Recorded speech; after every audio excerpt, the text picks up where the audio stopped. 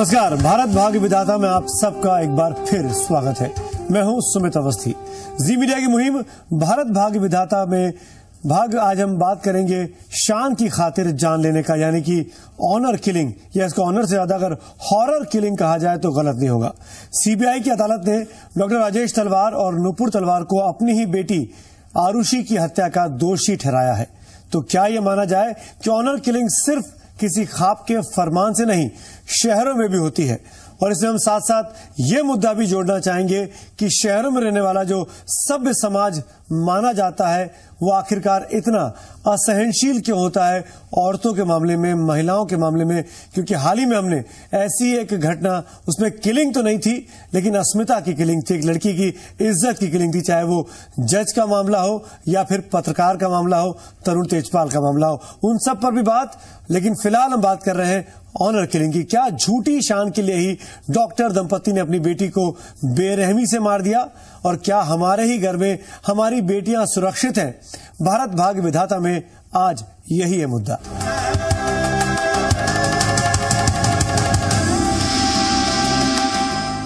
Arushi Hemraj case में CBI की विशेष अदालत ने आरुषि को माता पिता राजेश तलवार और नुपुर तलवार को दोषी करार दिया है, जिसके बाद तलवार दंपत्ति को हिरासत में लेकर डासना जेल भी भेजा गया। इस पर बात करने के लिए आज हमारे साथ कई सारे खास मेहमान जुड़ रहे हैं। मेरे साथ महिला कांग्रेस की अध्यक्ष शोभा ओझा जी है, खाप पंचायतों को रिप्रेजेंट करने वाले सत्यपाल चौधरी साहब मेरे साथ जुड़ रहे हैं। पहले आइए देखते हैं ये एक खास रिपोर्ट। 25 नवंबर 2013 3:25 गाजियाबाद की सीबीआई कोर्ट। पुलिस और पत्रकारों से भरा परिसर। जज ने सुनाया फैसला जिसका देश 5 साल से इंतजार कर रहा था। गाजियाबाद की सीबीआई कोर्ट ने आरुषि हेमराज हत्याकांड में आरुषि के माता पिता राजेश तलवार और नुपुर तलवार को दोषी ठहराया। देश की सबसे बड़ी मर्डर मिस्ट्री में राजेश तलवार को आईपीसी की धारा 302, 203, 201 और 34 के तहत दोषी करार दिया गया, जबकि नुपुर तलवार को धारा 302, 201 और 34 के तहत दोषी पाया गया। केस ये था कि जितने सर्कमस्टांसेस हैं वो इनके अलावा और कोई इस मर्डर को कर ही नहीं सकता, जो कि कोर्ट ने मान दिया। सर्कमस्टांशियल एविडेंस है, वो पूरी चेन की चेन जब कोर्ट को बिलीव हो जाएगा कि इनके अलावा कोई नहीं कर सकता तो कोर्ट हैज कन्विक्टेड देम। अदालत के फैसले के बाद तलवार दंपत्ति रो पड़े। उनके पास खड़े रिश्तेदारों की आंखों में भी आंसू झलक आए। We were pitched against an organization which believes and deals with fabrication, with manipulation, with suppressing and with hiding all the facts which show that the parents are innocent. Now against such an organization, even when we put all our facts in court, no cognizance unfortunately was taken. तलवार दंपति के वकील ने कहा कि वे इस आदेश के बाद हाई कोर्ट में अपील करेंगे। एक वर्डिक्ट आ गई है। एक वकील होने के नाते उस वर्डिक्ट को रिस्पेक्ट करना चाहिए, उसको हम रिस्पेक्ट करते हैं। लेकिन उसके साथ साथ ये भी बात है कि जो तलवार कपल है उनके पास राइट है सुपीरियर कोर्ट अप्रोच करने के लिए अपील में, तो वो अपना अपील का राइट एक्सरसाइज करेंगे। 15 मई 2008 को नोएडा के जलवायु विहार में आरुषि और हेमराज की हत्या हुई। हत्या का आरोप आरुषि के माता पिता राजेश और नुपुर तलवार पर लगा, जिसकी 5 साल से तफ्तीश और सुनवाई चल रही थी। तो क्या ये हॉरर किलिंग, ऑनर किलिंग जो इसका नाम दिया जाए, क्या ये सिर्फ गांव में होती है? क्योंकि अक्सर हम इस तरह की खबरें सुनते रहते हैं कि जो अति पिछड़े इलाके हैं या जहां पर शिक्षा नहीं है, जहां पर गरीबी ज्यादा है, वहां पर इस तरह की घटनाएं घटती हैं। लेकिन अब ऐसी ही घटनाएं देश में, अपने शहरों में होने लगी है। एक ऐसी दंपत्ति जो बहुत प्रतिष्ठित परिवार है, वो अपनी बेटी जो 14-15 साल की है उसको मार देती है। क्यों? क्योंकि उनको अपनी बेटी की हरकतें पसंद नहीं आती, जैसा कि कहा जा रहा है। हम बात करते हैं तमाम खास मेहमान। मेरे साथ अब शमीना शफीक जी भी जुड़ गई हैं, जो कि NCW राष्ट्रीय महिला आयोग की सदस्य हैं। पहला सवाल मैं आप ही से पूछूंगा शमीना जी, इस पूरे पैनल में मोटे तौर पर देखा जाए तो ये ऑनर किलिंग का मामला जो लगातार उठता रहता है, और ये इस तरह की छवि बन गई है कि पढ़े लिखे लोग तो ऐसा करते नहीं है, चाहे वो तलवार दंपति हो, चाहे वो तरुण तेजपाल हो, ये सब लोग प्रतिष्ठित जगहों से आते हैं और ये महिलाओं के साथ ऐसी हरकतें कर रहे हैं। इसको हम बहुत कैपिटल लेटर्स में रीड करते हैं, that is horror killing, not honour killing. One second thing is, ये जो किलिंग है या हत्याएं होती हैं जिनका आपने इंस्टेंसेस दिए या और भी हम देखने में आता है समाज में, तो हरगिज इसका नाता कहीं भी किसी तरह से समाज के किसी एक पर्टिकुलर तबके से अगर जोड़ा जाए तो ऐसा नहीं है। ये बेसिकली हमारी मानसिकता की बात है। ये वो जो परिस्थितियां उत्पन्न होती हैं और उसमें हम जो निर्णय लेते हैं ये सेकेंडरी नहीं होता कि एक सेकंड में हो गया। ये बेसिकली एक इंटायर माइंडसेट है जिसकी यहाँ पर बात हो रही है और इस माइंडसेट को चेंज करना ये अपने आप में एक बहुत बड़ा चैलेंज है। इसलिए ये हरगिज नहीं कहा जा सकता कि ये जो किलिंग्स हैं ये किसी एक पर्टिकुलर तबके से, मतलब शोभा जी, इसका पढ़ाई लिखाई से, एजुकेशन से, आपकी अपब्रिंगिंग से कहीं कोई मतलब नहीं है? आपको गुस्सा आया और आपने मार दिया? देखिए, मैं तो समझती हूँ कि इसकी शुरुआत भ्रूण हत्या से जो हमारे देश में होती है, वो दुनिया में ऐसी कोई देश नहीं है जहां भ्रूण हत्याएं होती हैं। हमारे यहाँ बच्ची को कोख में ही मार दिया जाता है, तो या फिर जन्म लेते ही साथ मार दिया जाता है। तो ये जो चीजें हैं, जो वाकई जो माइंडसेट है, जो सोच है, जो पुरुष प्रधान समाज है हमारा, उसकी सोच में बदलाव की जरूरत है और उसी का नतीजा है जो भ्रूण हत्या नहीं कर पाते। बच्चियां वहां से भाग्यशाली होती हैं जो जन्म ले लेती हैं, पर जीवन भर उसको इस बात का डर रहता है कब उसके साथ कोई अत्याचार होगा, कब उसकी हत्या होगी, चाहे वो घर वाले करें चाहे बाहर वाले करें।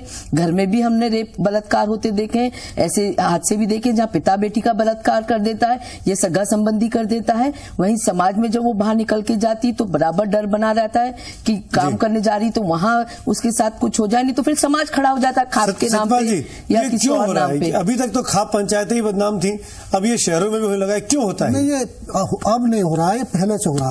मैं आपको बता रहा हूँ, शक्ति कपूर ने कास्टिंग काउच के नाम पे जो कुछ किया वो सब देखा, पूरी फिल्म इंडस्ट्री उसके पक्ष में खड़ी हो गई, मामले को दफा दफा कर दिया गया। तरुण तेजपाल का मामला है, नीलम कटारा जो IPS IAS परिवार घराने से ताल्लुक रखती है उनके साथ हुआ, और ये अभी आरूसी वाला। तो ऐसा नहीं है। और हमारा समाज जो ग्रामीण भारत है, उत्तर भारत खासकर, वो और हर समाज भद्र पुरुष का, भद्र समाज जो है, जो भद्र समाज जो फैसले लेता है उसको फॉलो करता। केवल कन्या होने का मतलब नहीं है, उसमें दहेज प्रथा भी सामाजिक बुराई है, उसके कारण वो भी एक फैक्टर है। उसमें इज्जत बेइज्जती का वो भी एक फैक्टर है कि महिला को अभी इतना सशक्तिकरण नहीं हो पाया। महिला को ये समझा जाता है कि भाई यदि महिला कहीं किसी गैर पुरुष के साथ या फ्रेंडशिप करेगी या उसमें ये तो क्यों है? पुरुष कर ले किसी गैर महिला के साथ तो ठीक है, महिला कर ले तो आप उसको मार देंगे। महिला अगर आपके घर की लड़की किसी और लड़के के साथ, किसी और उसके साथ चली जाती है तो आपको गुस्से में आता है। लड़का जब लेके आता है, ये सारा पाश्चात्य संस्कृति की वजह से है। जो हमारी पुरानी संस्कृति है, जो सभ्यता है हमारी, जो रहन सहन का हमारा कल्चर है, या जो खाप पंचायत ने अपना कॉन्सेप्ट इस देश में हजारों साल से लगाया। हमारी संस्कृति ने तो कभी भी नहीं कहा कि महिलाओं का अनादर करो या महिलाओं को मारो या महिलाओं को, वहीं पे आ रहा हूँ। भारतीय संस्कृति तो ये कभी भी नहीं कहती। मैं वहीं पे आ रहा हूँ, तो महिलाओं को देवी का दर्जा दिया। हाँ, मैं वहीं पे आ रहा हूँ। लेकिन ये जो आया, मैं इतने सारे आपको बता दूंगा अभी पाश्चात्य संस्कृति के जो सारी चीजें आई, देखिए लिविंग यहाँ पे नहीं, सोच कहाँ से पैदा होगी? माहौल से सोच पैदा होगी। माहौल इस देश में ऐसा बन गया है, माहौल इस देश में ऐसा ये तो एजुकेटेड फैमिली थी। पाश्चात्य संस्कृति ये कहती है, मैं कह रहा हूँ माहौल इस तरह का बनता, ये माहौल बनता। अभी मैं बता रहा हूँ आपको, जो सेक्स से रिलेटेड चीजें हैं वो भारत में कितनी तेजी से पनपी है, कितनी तेजी से पनपी है। यहाँ पे लिव इन यहाँ पे है, सैरोगेसी यहाँ पे आ गई, लेस्बियन इस देश में आ गई, कानून बन गया बाकायदा। तो आप कैसे जब यहाँ पे इसका किसी को जान से मार देने से क्या मतलब? प्री मैच्योरिटी है, प्री मैच्योर आप जो बच्चों को जिस तरह से करोगे, जो आरूसी की जो घटना हुई है, आप अपनी सोच बदलने की बात क्यों नहीं कर रहे हैं? उसे मार देना, सहनशीलता, हमारी सोच बहुत बढ़िया है, हमारी सोच में कहीं कोई कमी नहीं है। ग्रामीण भारत की जो सोच है, हम हर प्रोकेशन वहां लेते हैं। अच्छा, आप मेरी एक बात का जवाब दीजिए, क्या आपको किसी को जन्म देने का अधिकार है? नहीं, तो फिर आप जान कैसे ले सकते हैं? का अधिकार कैसे हो सकता है? मैं जान लेने देने की बात नहीं कर रहा हूँ, मैं यही तो मैं जानना चाह रहा हूं। के उस जान लेने के गुस्सा जायज है, मुनासिब है, आप लेकिन किसी को जान से मार दें। बेटा इस देश में कुछ गलत करे तो उसको कि नहीं कारण क्या है? उन कारणों की जब तक खोज नहीं होगी तब तक इन घटनाओं को हम रोक नहीं सकते। जब बेटा कुछ गलत करता है तो ये कहा जाता है कि नहीं बेटे कारण वही बता रहा हूँ, अधिकार है करने का। तो कारण मैं आपको बता रहा हूँ, जो अश्लीलता फैल रही है, क्या आप देख सकते हैं? कोई सीरियल नहीं देख सकते आप टेलीविजन का बैठ कर? आप जो एकता कपूर यहाँ करती फिर रही है, आपने देखा वो? आप एक ऐड नहीं देख सकते घर में फैमिली के साथ? समाज को जो चीजें ये तो फिर आप आंखों में पर्दा लगा लीजिए और कुछ देखिए मत। नहीं, आप ये नहीं कहेंगे, मतलब नहीं है, सुनिए ना सुमित जी, वो नहीं है मतलब, मैं कुछ लेकिन एक मुहिम चलनी चाहिए कि एक फैक्ट्स यहाँ रखना चाहूंगा। ऑनर किलिंग या शान के नाम पर हत्या का सिलसिला देश में बदस्तूर कई सालों से जारी है। गांव से लेकर शहर तक हर जगह झूठी शान के लिए अपनी ही औलाद का कत्ल कर देना या उससे रिश्ता जोड़ने वाले की जान ले लेना उनके लिए कितना आसान है, लेकिन ये सोच भारत को कहां ले जा रही है ये शायद उनके लिए मायने नहीं रखता। पिछले कुछ सालों में इन हत्याओं में इजाफा हुआ है। देखते हैं ये खास रिपोर्ट।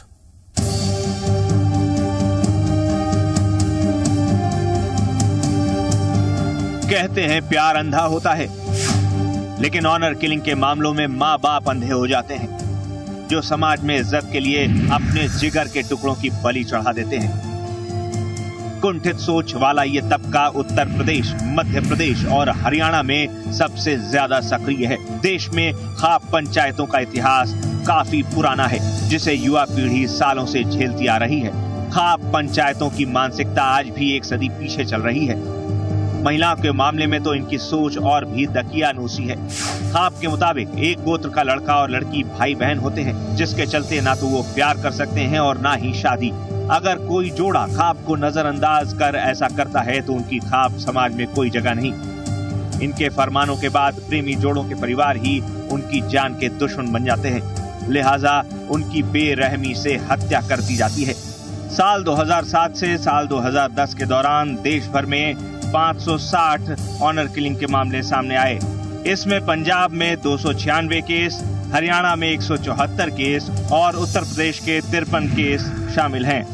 देश में युवाओं को अपना एमएलए और एमपी चुनने का अधिकार है, सरकार बनाने का अधिकार है, तो उन्हें अपना जीवन साथी चुनने का अधिकार क्यों नहीं है? मैं आज बात कर रहा हूं हॉरर किलिंग पे कि किस तरीके से शहरी पढ़ा लिखा तबका भी अपने बच्चों के साथ वही हरकत करता है जिसके लिए हम ग्रामीण लोगों को या अनपढ़ लोगों को दोषी ठहराते हैं। मैं आगे बढ़ूं इसके पहले जजमेंट जो दिया गया था उसके बारे में जरूर बताना चाहूंगा। आरुषि मामले में जज साहब ने जो अपना फैसला सुनाया उसकी कुछ खास बातें आपके सामने रख रहा हूं। इस केस में असली गुनहगार कौन है इस पर कोई शक है ही नहीं। बच्चों के लिए माँ बाप सबसे बड़े रक्षक होते हैं, लेकिन इंसानियत को तार तार करते हुए इस मामले में खुद माँ बाप ही अपने बच्चे के भक्षक साबित हुए। उन्होंने अपने महज 14 साल की बेटी को ही मार डाला। साथ ही इन्होंने सभी सबूतों को नष्ट करने के इरादे से नौकर को भी मार डाला। पवित्र कुरान में कहा गया है कि ऊपर वाले की दी हुई पवित्र जिंदगी को खत्म करने का अधिकार किसी के पास नहीं है। तलवार दंपत्ति पर कानून खुद को बचाने के लिए सबूतों से छेड़छाड़ का दोषी पाया गया है। साथ ही उन पर कानून को भटकाने और हेमराज पर आरुषि की हत्या का आरोप लगाने का दोषी पाया गया है। अगर हम धर्म की रक्षा करते हैं तो धर्म हमारी रक्षा करेगा और धर्म ही हमसे कानून की भी रक्षा करवाएगा। दोनों आरोपियों ने देश के कानून के साथ खिलवाड़ किया है, इसीलिए वो इस मामले में सजा के हकदार हैं। ये जज साहब ने अपने फैसले में लिखा। बात हॉरर किलिंग की चल रही है, बात समाज के गिरते हुए, समाज का स्तर जो गिर रहा है उस बारे में चल रही है। खान साहब, मैं आपसे जानना चाहूंगा, आप क्योंकि कानून के रक्षक हैं, आपने कानून की व्याख्या की, आप कानून को हम सबसे ज्यादा अच्छे से समझते हैं। जो कुछ हो रहा है हॉरर किलिंग के नाम पर, इसकी सबसे बड़ी वजह क्या है? क्यों पढ़ा लिखा तबका भी, प्रतिष्ठित परिवार भी, जो शहरों में रहता है, जो कॉलेजों में जाता है, जो खुली सोच का है, वो भी ऐसी हरकतें करता है? हम जज लोग जो हैं वो फैसला करते हैं कि क्या एक व्यक्ति ने कोई अपराध किया है कि नहीं किया है और उसकी सजा सुनाते हैं।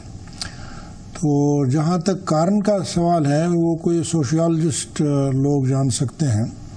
हमारे पास यही इस वक्त, अगर आप मुझसे कुछ पूछना चाहते हैं कि इस केस के मुतल्लिक या जजमेंट के मुतल्लिक या कानून में क्या हक है इनको, जो इनको अपराधी पाया गया, उसका जवाब मैं दे सकता हूँ। खान साहब, जिस तरीके से ये पूरा मामला आरुषि को लेकर लगातार थ्योरीज बदलती जाती रही, पहले कहा गया यूपी पुलिस के द्वारा कि इस मामले में माँ बाप ने ही मारा, फिर सीबीआई की टीम बनती है, सीबीआई की जांच होती है जो 3 नौकरों को दोषी करार ऑलमोस्ट दे देती है, फिर सीबीआई की टीम अपनी ही थ्योरी को पलट देती है और माँ बाप पर सारा इल्जाम डाला जाता है और आज फैसला भी माँ बाप के खिलाफ आता है। इन परिस्थितियों में जो कुछ इन्वेस्टिगेशन हुआ पिछले 5-5.5 सालों में, आपको लगता नहीं कि तमाम पुलिस वालों ने, तमाम पुलिस अधिकारियों ने अपने हिसाब से इस पूरे मामले को बहुत ज्यादा लंबा खींचा और साक्ष्यों को तरह तरह से नजरअंदाज किया गया? हमारी इन्वेस्टिगेशन जो है, जांच करने वाली जो कोई अलग से एजेंसी नहीं है, ये जांच करने वाले जो हैं पहले तो ये पुलिस करते हैं, अब सीबीआई तो अलग से है। लेकिन और एक सबसे बड़ी प्रॉब्लम ये है कि हमारे पास जांच करने वालों को न कोई ट्रेनिंग है, न कोई सामान होता है जांच करने के लिए, ताकि वो किसी अपराधी को या किसी अपराध के तह तक जाके उसको पाएं। तो ये इसीलिए आपने देखा होगा कि पहले जब नोएडा पुलिस ने किया तो नोएडा पुलिस ने बगैर किसी, वो क्राइम सीन बोलते हैं उसको जी, उसको सील करने के बजाय सबको वहां आने जाने दिया। आप मीडिया लोग भी वहां गए, अगर कोई सबूत का कुछ था तो वो सब वॉशअप हो गया होगा मेरे ख्याल से। मैं तो इसकी पूरी जानकारी नहीं, मेरे पास तो ऐसा केस था नहीं मेरे साथ। तो दूसरा ये है कि ये जो पलट की बात करें, मेरे साथ विक्रम सिंह जी बैठे हुए हैं, उत्तर प्रदेश के फॉर्मर डीजीपी हैं, और अगर मैं गलत नहीं बोल रहा हूं तो जब आरुषि का हत्याकांड हुआ था तो आप उत्तर प्रदेश डीजीपी थे। यूपी पुलिस पर यह बहुत बड़ा इल्जाम है कि आप लोगों ने शुरू में साक्ष्यों को इकट्ठा करने में बहुत सी लापरवाही बरती। आरोप लगाना तो खैर बहुत एक सामान्य बात है, लेकिन आरोप के बारे में पहले उसकी तथ्यात्मक जो वस्तुस्थिति थी उसके बारे में अवगत होना चाहें।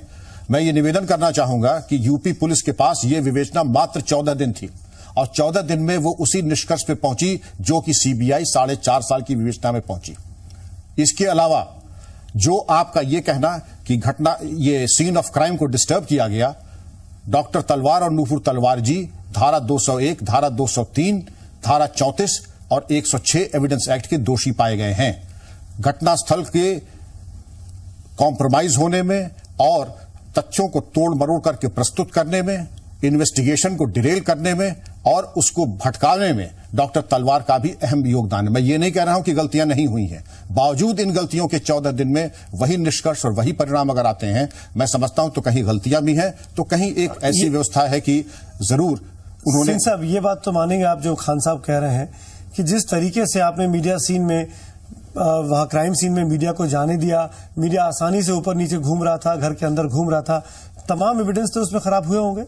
निसंदेह, मैं उसकी कोई डिफेंस नहीं ले रहा हूं, वो गलती थी। गलती ये भी थी कि अभी तफ्तीश इतनी प्राइमरी स्टेज में है और हम एक पत्रकार वार्ता करके ये खुलासा कर दें कि हमारे प्राथमिकताएं क्या हैं। ये चीज बाद में होती है जब आप चार्जशीट की तरफ पहुंचने लगते हैं। ये 2 गलतियां थी, मैं इसको स्वीकार करता हूं, नहीं होनी चाहिए थी।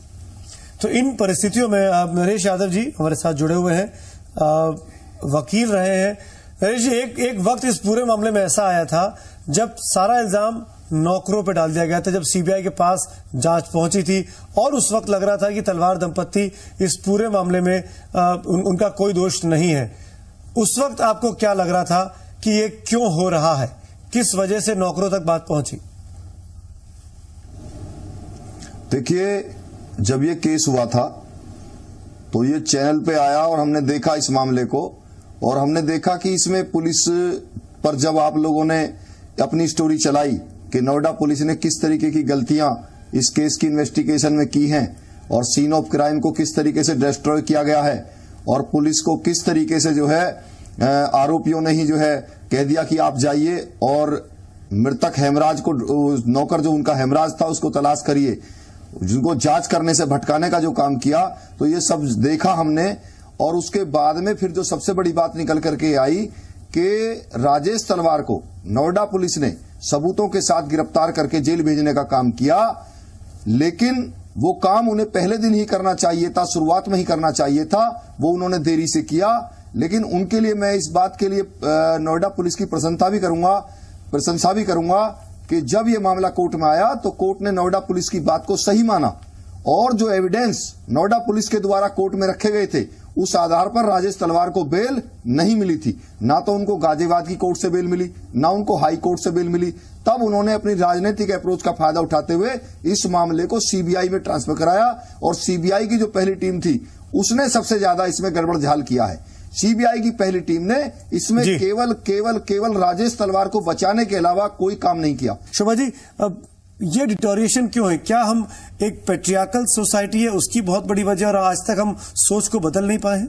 बिल्कुल ठीक कह रहे हैं, क्योंकि ये पुरुष प्रधान देश है और जब महिलाएं समाज में अपने आप को स्थापित करने की कोशिश करती है, समाज में जो कुरीतियां उससे बाहर निकल के एक शिक्षा प्राप्त करके समाज में पुरुषों की बराबरी करने की कोशिश करती है, तब हमारे समाज में हम देखते हैं कि कोई न कोई कारण को लेके उन्हें डराया धमकाया जाता है या ऐसे हालात क्रिएट कर दिए जाते हैं कि वो फिर दब के अपने घर में बैठ जाए। शमीना जी, आप क्योंकि महिला आयोग से हैं, आप हरियाणा को टैकल कर रही हैं।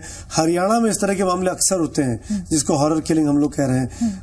आप किस तरह के मामले फेस करती हैं? क्योंकि ये बात भी सच्चाई है कि जो लोग हॉरर किलिंग करते हैं उस तबके में, उस इलाके में, वो कहते हैं गर्व से कि हमने मार दिया। देखिए, पहली बात तो तबका जो शब्द है वो कतई जुड़ता नहीं है हॉरर किलिंग से। ऐसा तबका नहीं है जिसको आप कहेंगे कि सिर्फ यही तबका है जो हॉरर किलिंग जैसे अपराध या महिलाओं के खिलाफ किसी भी अपराध में आगे होता है।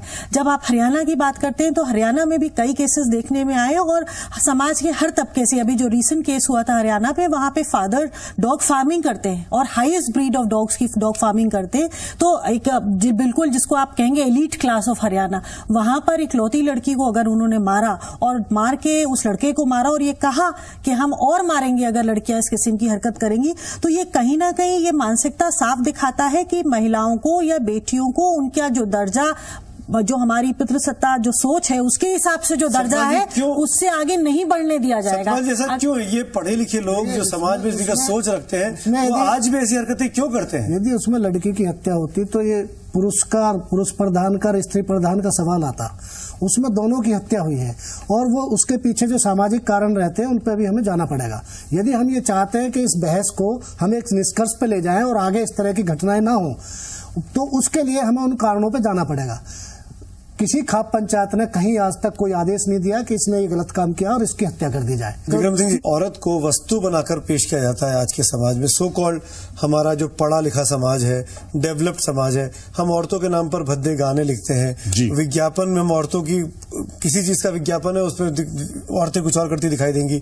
ये सब चीजें भी बड़ी वजह है इस तरह की कुरीतियों को न रोक पाने में। ये बहुत बड़ी वजह है कि पुरुष अगर 1000 संबंध बना दे तो उपहास और विनोद का विषय होता है। महिला के साथ अगर कोई गलती हो जाए तो माफी का खाना नहीं। और उस समाज में जिसके इतने दोहरे मापदंड है, यत्र नार्यस्तो पूज्यन्ते रमन्ते तत्र देवता, अहिंसा परमो धर्मा, लेकिन जब महिला के ऊपर बात आती है, जो चिंता की बात है, एक अधिवक्ता कहते हैं कि अगर मेरी बेटी होती तो मैं गोली मार देता। बिल्कुल सही। और पॉलिटिकल लीडर्स ये कहते हैं कि ये जो कर रहे हैं हम इसकी निंदा नहीं करेंगे, हम अगर उसको एनकरेज नहीं करते हैं, उसको रोकते नहीं तो हम उसको रोकते भी नहीं है, और अगर हम रोकते नहीं है तो हम मूक सहमति देते हैं। क्योंकि इसके बारे में हमको बिल्कुल स्पष्ट चिंतन कर लेना चाहिए कि ये जो किलिंग है इसकी कोई वैधता नहीं है, कानून इसकी इजाजत नहीं देता है। और वोट बैंक की पॉलिटिक्स में सस्ती लोकप्रियता के लिए अगर सार्वजनिक तौर पे ऐसे हम असंयत बयान देंगे तो उससे हम समाज का अपना कोई भला नहीं कर रहे हैं। नरेश यादव जी, कानून क्या कहता है जब इस तरह की, आपने तो आरुषि का पूरा मामला देखा और भी तमाम चीजें हैं, कानून क्या कहता है, तरीका क्या है, किस तरीके से हॉरर किलिंग को रोका जा सकता है? देखिए, हॉरर किलिंग को तभी रोका जा सकता है जब समाज जागरूक हो और समाज में इन सब चीजों को जो है, ये जो एक अपने सम्मान को, अपनी झूठी शान को बरकरार करने के लिए जो हत्याएं की जा रही हैं, लोग इसको अपनी झूठी शान ना समझें, बल्कि अगर कोई बच्चा गलती कर रहा है तो उसे समझाने का प्रयास होना चाहिए। अभी जैसे घटना घटी, आरुषि और हेमराज की हत्या हुई, मैं समझता हूं ये हत्या नहीं होती यदि इस हत्या से पहले माँ बाप जागरूक होते। आपने बच्चे को जन्म दे दिया, आपकी जिम्मेदारी बनती है उस बच्चे को आप वॉच करिए, उसको सही दिशा में देखिए। आप पैसे कमाने के चक्कर में, ज्यादा धन कमाने के चक्कर में अपने बच्चों पर ध्यान नहीं दे पाते, तो आप गलती कर रहे हैं। समाज में सबसे बड़ी जिम्मेदारी ये बनती है समाज की कि हम अपने बच्चों को अपने साथ बिल्कुल एक दोस्त की तरह रखें, उनसे हर बात शेयर करें और उनके साथ ऐसा रिश्ता रखें कि बच्चा हमसे कुछ भी कोई बात ना छुपा पाए, हमको हर छोटी छोटी बात बच्चा बताए। तो जब हम जो है अपने परिवार के बच्चों के साथ एक दोस्ताना व्यवहार रखेंगे, उनके साथ एक फ्रेंड सर्किल का बिल्कुल माहौल उन्हें देंगे, तो मैंने समझता हूं निश्चित रूप से हॉरर किलिंग की कभी समाज में ये चीज नहीं आएगी खान साहब और भी समाज मौजूद हैं। हमारा उन्नति करेगा। जज साहब, मैं आपसे पूछना चाहूंगा, क्या तरीका हो सकता है इस समाज को अभी भी संभाल लेने का? शिक्षा होनी चाहिए, आपका जितना नजर बढ़ जाएगा ये सब कम हो जाएगा। लेकिन अपराध तो उससे कम नहीं होता ना, ये तो अपराध का मामला है, इक्का दुक्का वाक़ात होते हैं, मानसिक प्रॉब्लम होती है, ये होता है वो होता है, उसको सब समाज को उसमें लेने का क्या मतलब है? तो हर समाज में क्राइम होता है, अपराध होता है। मेरे ख्याल से तो उसको अब आप ठीक करना चाहते हैं, हम इस समाज में रहते हैं, चाहे आप जज होने के नाते या मैं पत्रकार होने के नाते, तो ये हमारा दायित्व बनता है कि समाज को एक रास्ता नहीं, जज होने के नाते मैं इसलिए माफी चाहता हूं, हमारा आप मुझसे ज्यादा अनुभवी हैं। कानून का डर मैं समझती हूँ समाज में होना चाहिए। जज होने के जनता में आ जाए कि वो कुछ भी करके बच सकते हैं, तो निश्चित ही कानून का डर ही नहीं होगा, तो हर आदमी कानून को अपने हाथ में लेगा, वो सोचेगा सजा देने का उसको हक है। तो जरूर कानून का डर जरूरी समाज में होना चाहिए। हम सबका सामूहिक तौर पर दायित्व बनता है, अगर हम थोड़ा थोड़ा भी लोगों को जागरूक करते हैं तो शायद ये जो कुरीति है, ये जो सिस्टम खराब लगातार करती जा रही है, जिसको हम लोग हॉरर किलिंग कहते हैं, उस पर रोक लग सके। शुक्रिया आप सबका अदा करना चाहूंगा। ज्यादा वक्त नहीं है मेरे पास आज के इस कार्यक्रम में, लेकिन इस उम्मीद के साथ कि शायद कुछ लोगों को हम आज जागरूक करने में कामयाब हुए हों, चाहे वो कानून हो या फिर कानून के रक्षक ही क्यों ना हो। शुक्रिया। भारत भाग विधाता में आज फिलहाल इतना ही।